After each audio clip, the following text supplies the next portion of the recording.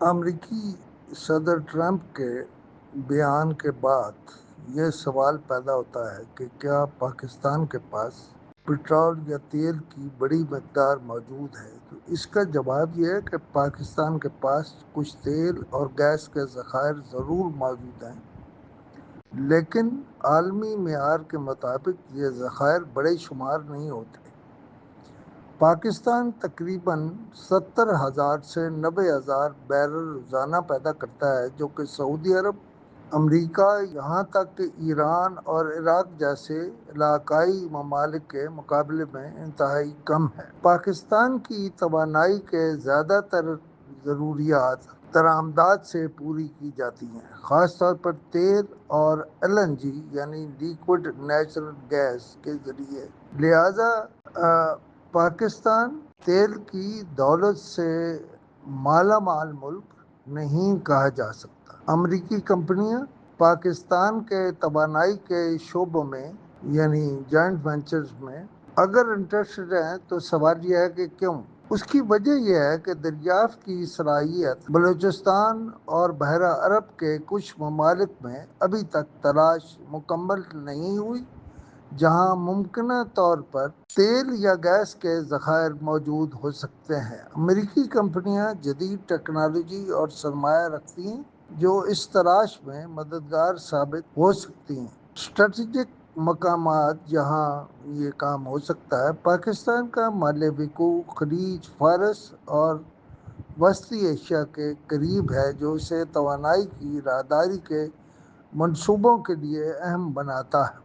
امریکہ چاہتا ہے کہ پاکستان میں چینی سرمایہ کاری، خصوصاً سی پیک کے ذریعے کے بڑھتے ہوئے اثر و رسوخ کا توازن قائم رکھا جائے، لہذا مشترکہ منصوبے تیل کی دولت کی بنیاد پر نہیں بلکہ حکمت عملی، اثر و رسوخ اور خطے میں اثر پذیری کے پیش نظر ہو سکتے ہیں۔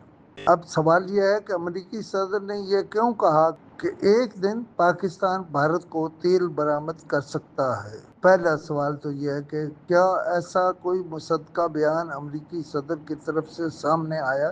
لیکن اس بیان کو دور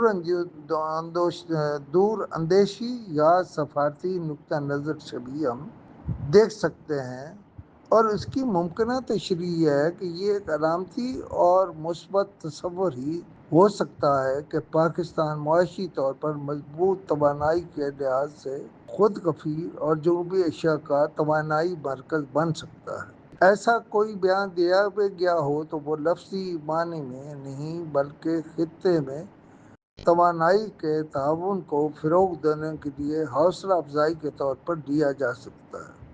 اس وقت بھارت اور پاکستان کے درمیان تجارتی تعلقات تقریباً ختم ہو چکے ہیں، لیکن کچھ مغربی پالیسی سازوں کا ماننا ہے کہ معاشی روابط سے خطے میں امن کو فروغ دیا جا سکتا ہے۔ امریکی صدر پاکستان میں امریکی اور پاکستانی کمپنیوں کو مل کر تیل کا یہ کام کرنے کا ویژن کیوں بیان کر رہے ہیں؟ یہاں لوکیٹنگ آئی سے مراد اگر آپ مشترکہ مفادات پر متفق ہونا ہے، اور اس کا ممکنہ مفہوم یہ ہے کہ اہم شعبوں میں اسٹریٹجک پارٹنرشپ جیسے کہ توانائی، ٹیکنالوجی، معدنیات مثلاً لیتھیم یا دیگر قیمتی دھاتیں اور زراعت۔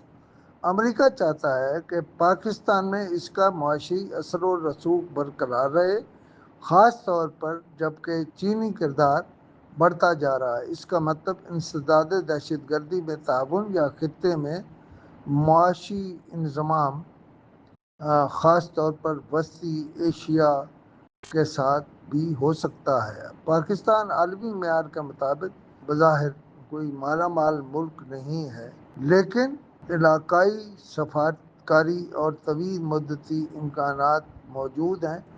ایسے بیانات دراصل سفارتی اشارے ہوتے ہیں جو کہ لفظی پیشن گوئیاں کہی جا سکتی ہیں۔ ناظرین، میرا نمبر ہے 0333 511 7769۔ خدا حافظ۔